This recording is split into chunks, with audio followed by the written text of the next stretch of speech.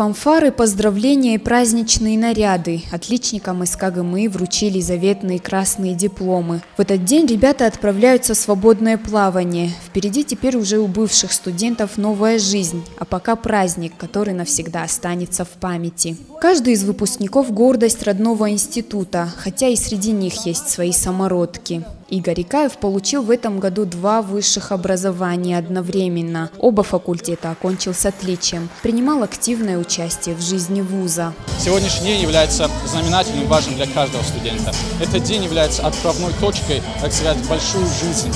Надеемся, что весь багаж знаний, который мы получили в течение 5 лет, поможет нам в дальнейшей жизни и поможет достичь значительных успехов не только красных дипломов, но и красных дипломов во всей нашей взрослой жизни. Вот уже 84 года из стен одного из лучших вузов СКФО выходят квалифицированные специалисты. В этом году выпуск по-своему уникален. СКГМИ выпустил бакалавров, специалистов и магистров одновременно. Всего более 1500 человек, из них 10% отличники. В этот день они и радуются, и грустят, ведь институт за эти годы уже стал родным. Впереди другая, теперь уже совсем взрослая жизнь, но ребята уверены в себе. За плечами у них прочный фундамент знаний и позитивный настрой, значит, все только начинается. Тинатин Музашвили, Олег Рамонов, Осетия ТВ.